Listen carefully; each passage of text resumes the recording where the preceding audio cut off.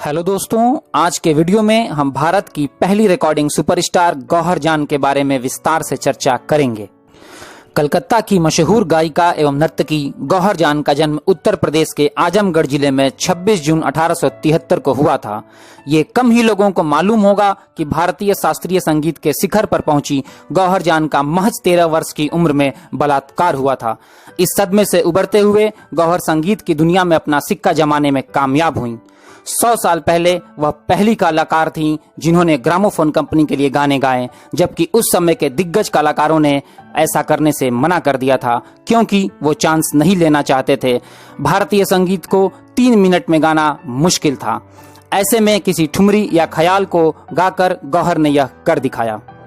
वो 78 RPM record पर संगीत रिकॉर्ड करने वाली भारत की पहली कलाकारों में से एक थीं। उनका वास्तविक नाम एंजेलिना योवार्ड था।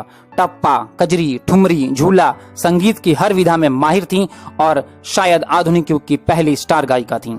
इन्होंने 20 भाषाओं में ठुमरी से लेकर भजन तक गाए हैं। इन्होंने करीब 600 गीत रिकॉर्ड किए थे। यही नहीं, गौहर जान दक्षिण एशिया की पहली गायिका थीं जिनके गाने ग्रामोफोन कंपनी ने रिकॉर्ड किए। महज 15 साल की उम्र में इन्होंने दरभंगा के राजा के सामने 1887 में अपनी कला की पहली सार्वजनिक परफॉर्मेंस दी। राजा को गौहर का नृत्य और गायन इतने पसंद आए कि उन्होंने उसे अपने राजघराने में ही जगह दे दी। गौहर जान की बदौलत भारतीय संगीत को नई दिशा मिली। यह तारीख थी 2 नवंबर 1902। इसी दिन भारत में पहला गीत और संगीत रिकॉर्ड हुआ। अर्मीनियाई पिता विलियम रॉबर्ट योवार्ड और पेशेवर गायिका मां विक्टोरिया हेमिंग्स की औलाद गौहर की जीवनी उस समय के समाज के माहौल और तवायफों के शोषण की दुख भरी दास्तान है। दोस्तों, यहाँ यह जानना भी जरूरी है कि तवायफ वेश्या नहीं होती थी। उस जमाने में सबसे टैलेंटेड और बुद्धिमान लड़कियां तवायफ बनती थीं और गौहर जान भी उत्तम शिक्षा प्राप्त सुसंस्कृत महिला थी।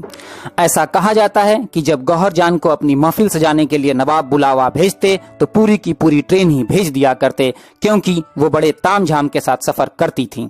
अपनी प्रतिभा और गायन के चलते गौहर गायन तथा रिकॉर्डिंग उद्योग के शुरुआती दिनों में करोड़पति बनी। उनका रहन सहन भी उस जमाने के प्रसिद्ध करोड़पति या अंग्रेज अफसरों से मिलता जुलता था। उनका पहनावा और जेवरात उस दौर की रानियों को मात देते थे। वो अपनी हर रिकॉर्डिंग के लिए नए कपड़े और जेवर पहन कर आती थीं। लेकिन उस जमाने में तवायफ कहलाने वाले इन गायिकाओं से कोई शादी नहीं करता था। शायद यही वजह कि गौहर ने बार बार प्यार में धोखा खाया और इस महान गायिका की लगभग अचर्चित हालातों में दक्षिण भारत के मैसूर में 1930 में निधन हो गया। गौहर की आलीशान जिंदगी के बारे में इससे ही समझा जा सकता है कि अपनी बिल्ली के बच्चे पैदा होने पर पार्टी में उन्होंने उस दौर में 20,000 रुपए खर्च किए थे। कोलकाता में प्रवास के दौरान वे नियम के विरुद्ध 4 घोड़ों वाली बग्घी पर चलने के लिए वायसराय को रोजाना 1,000 रुपए जुर्माना भी अदा करती थीं। गूगल ने भी 26 जून 2018 को उनके 145वें जन्म दिवस पर डोडल बनाकर उन्हें याद किया।